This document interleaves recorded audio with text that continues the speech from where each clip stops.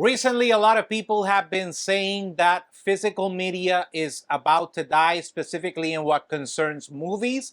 In this video, I want to give you my opinion, what drew me to make this video, because an event actually happened that drew me into trying to make this video, and obviously, what is my opinion regarding whether I think that physical media will eventually meet its end. So let's get to it.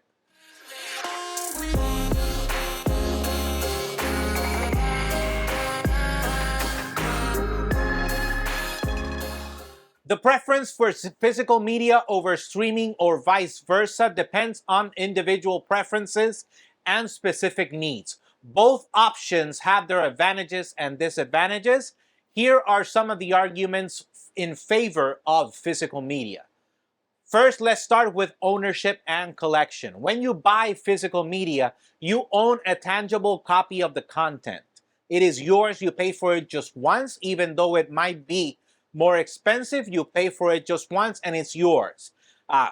Now, the expensive and non-expensive is subjective because obviously a streaming service on the long run might be a lot more expensive, but buying a streaming service, you have access to a lot more than just paying whatever you paid for that physical media. In the case, I'm going to be specifically talking about movies, but this doesn't just apply to that.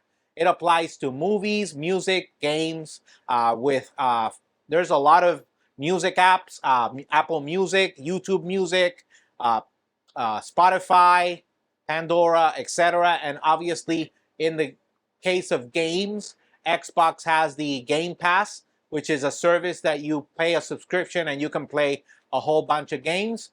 But obviously, this is one of the differences between them. The next difference is quality. Physical media often provides better audio and video quality compared to streaming. And this is actually one of the reasons that drew me to making this video and the event, but I'm going to leave that explanation for the end. Blu-ray disc, for example, can offer higher resolutions and less compression than many streaming services, which can be important for cinephiles or audiophiles who prioritize the best quality possible, that they want the best quality possible. Obviously, there's a lot of people that can't tell the difference in the quality, but there are a lot of people that can. And obviously, I actually can tell the difference between 1080p, 720p, 1440, and 4K. I can tell the difference between each one. Maybe I can't tell you that which quality is which, but I can tell you this is either 1080 or 720. Or I can tell you this is 1440 or this is 4K. Maybe I can decipher, but I can tell you when it's not 4K. I can tell the difference of that. Anyways. Also, another thing is access in areas with limited internet. Obviously, if you buy the physical media, you don't have to deal with internet issues. One of them is having internet access in the area that you want to watch your content on. If you have the physical disc and you have a player, you can go ahead and enjoy that content. You don't have to depend on the internet. And there are places where internet is really slow. And that is the next thing that I was going to be talking about, which is internet speeds and the fluctuation of internet speeds. In the case of Puerto Rico, internet speeds have been fair, quote unquote fair, but there are times when it goes down, especially in your house. If there's a lot of people watching different content and using the internet, obviously your internet speed is going to go down, and you might start seeing that the image starts looking blurry, and sometimes it does happen that you can barely tell what's going on the screen because of the internet speed. In the case of physical media, those players are programmed to try to get as much data as possible. In the case of the PlayStation 5 and Xbox, they play 4K Blu-ray, and they are programmed to be able to extract as much data from that Blu-ray as they can, so they can give you both the best sound possible and the best image possible. Maybe there are other Blu-ray players that can give you better quality, but it's consumer-wise, it's good enough in the case of the game consoles. The next thing we're going to be talking about is obviously no subscription fees. You don't pay any subscription. You paid once for it. Again, more expensive, $20 or more, depending on what you will be buying. If it's something new, it might cost. If it's a new movie, it might cost even more than that. But you paid for it once. It's yours for whenever you wanted to see it, as many times as you want to see it, whenever you want to see it, as long as you don't lose it. In the case of subscription fees, you don't have that choice. You have to pay if you want to watch the content. If you want to cancel your subscription, you can. But if you want to watch it again, you're going to have to subscribe to them once again. That's not the case. Obviously, again, another difference is the fact that you have, when you pay a subscription, you have access to a lot more things. But, again, it's give and take. It's obviously a decision that everybody has to make on their own. Next, it will be privacy and control. Obviously, if you buy the media, it's yours. You don't have to get concerned, aside from somebody stealing it. You don't have to be concerned with that thing having any of your personal information in it, because it already comes with the movie. You can't record into it, or normally you can't record into it. So it comes with the movie. You can't add any more information to it. That's not the case with subscription services. You might lose, or your password might get compromised, or your email might get compromised, things like that. And it's a hassle sometimes to deal with those kind of issues. So that is, again, another advantage that obviously physical media has over the streaming counterpart. Despite these advantages, it's important to note that streaming services have become immensely popular, and for several reasons. One is convenience and accessibility. You can access it almost anywhere as long as you have internet access, and it's very convenient, obviously, because you can access it with just about any device that is out there. That also ties into the next one, which is portability. Obviously, you can see it on your phone, you can see it anywhere, and please, there's nothing better than going to a doctor's office, putting on your headphones, and just blocking everything else out, knowing that you're going to be there for a long while in the doctor's office, blocking everything out, and just consuming your content. And please, if you're one of those persons on the doctor's office that either consumes content or takes phone calls in speaker, stop. Really, stop. If you're in a call, just put it to your ear, and we don't need to hear the rest of the conversation. We don't care about the rest of the conversation. And if you're consuming content, have consideration for everybody else. Anyways, moving on. It keeps updated, which is the next thing. It updates, and obviously you will have new content. The apps keep up to date. Every now and then they update the apps. In the case of Netflix, Disney Plus, etc. I'm not talking bad about any of the service providers. I have Netflix, Disney Plus, Max. I have Hulu. I have basically all of them. I can't have Paramount Plus because since it was CBS or whatever the heck it was called before, they didn't have access to Puerto Rico. They still don't, and it's February 2nd of 2024. To this day, they still don't have access to Puerto Rico. They should be ashamed of themselves. From the beginning, since it was CBS, they've been saying that they will be adding Puerto Rico shortly. The shortly has taken a few years because it's been Paramount Plus for at least a couple of years. So anyways, moving back. Updates, they keep it up to date, and they keep new content. They keep adding and removing new content. Although that also is a problem. In the case of Paramount Plus, they took over Star Trek, the series, so I can't watch them. And believe me, I watched them constantly on Netflix when it was on Netflix available. I watched it all the time. I can't do that anymore. I'm actually thinking about just buying the entire series either in iTunes Media or Amazon or whatever, just so I can have it available to watch whenever the heck I want, because it's actually pretty frustrating that I don't have access to that. I'm a Trekkie or Trekker or whatever you want to call it. I like Star Trek, and I also like Star Wars, so believe me, I'm desperate to see either Next Generation, Voyager, Deep Space Nine, all those things. I love them.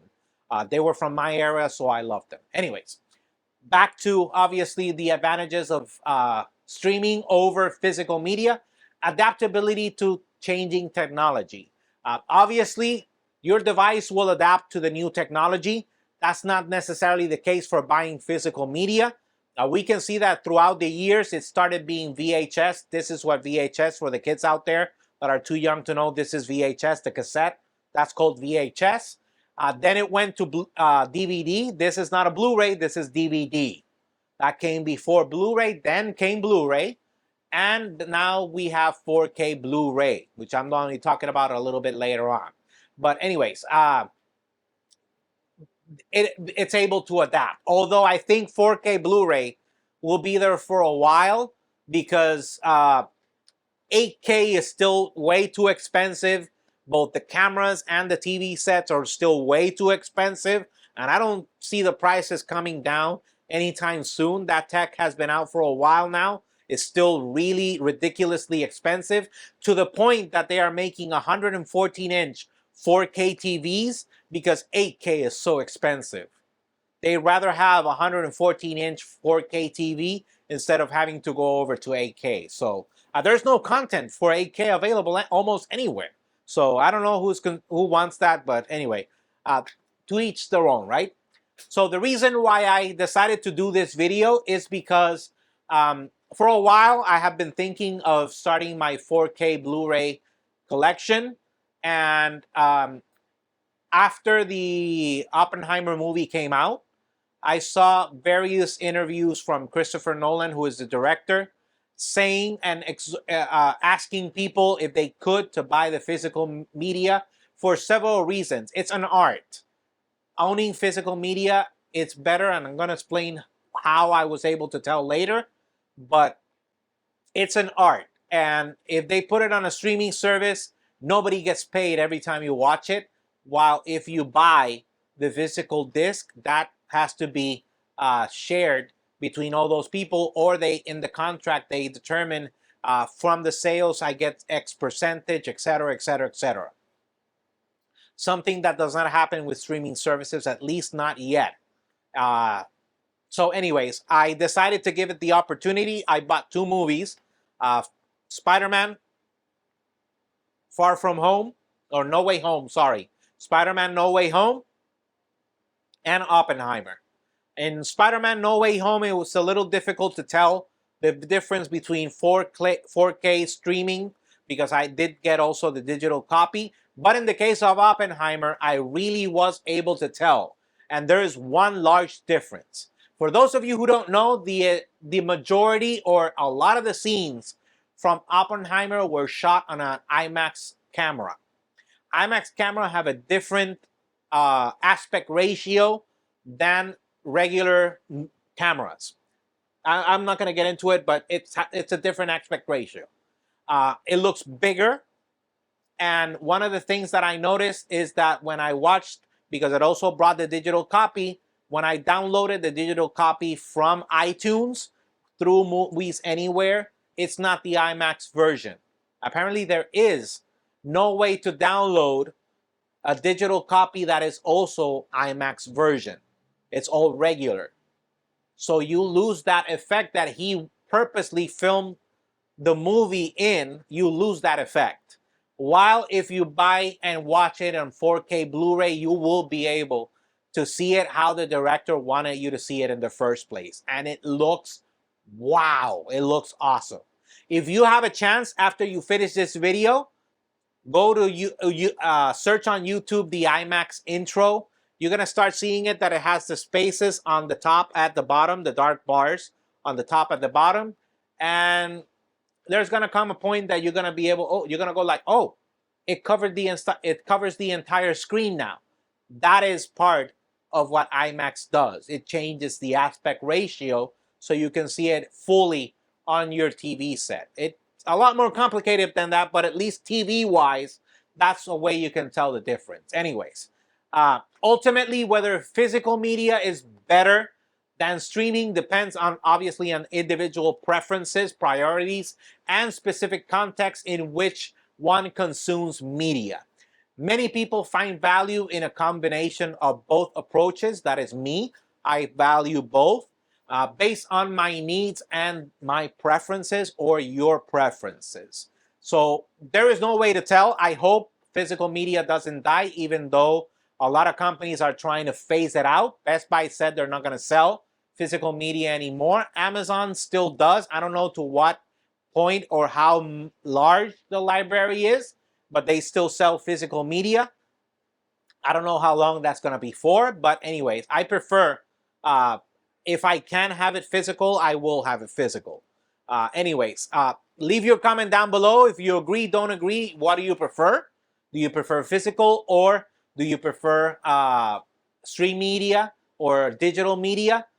If you can, it's possible for you, and if you like physical media, support it, buy your DVDs in order to tell these companies, no, we're not going to let you choose for us. We are the consumers. We are going to tell you what we want. And what we want is physical media. Anyways, leave a comment below. While you're down there, smash that like button, subscribe, and hit the bell so you get notified when we have new videos. The only way you can do that is if you're signed in with your Gmail account on your YouTube app or with your favorite browser on youtube.com. Search for us at J.R. Abrams Tech, obviously. But not just me, any other YouTuber. The only way you can leave the like is if you're signed in. And not just me, any other YouTuber. We're greatly appreciated.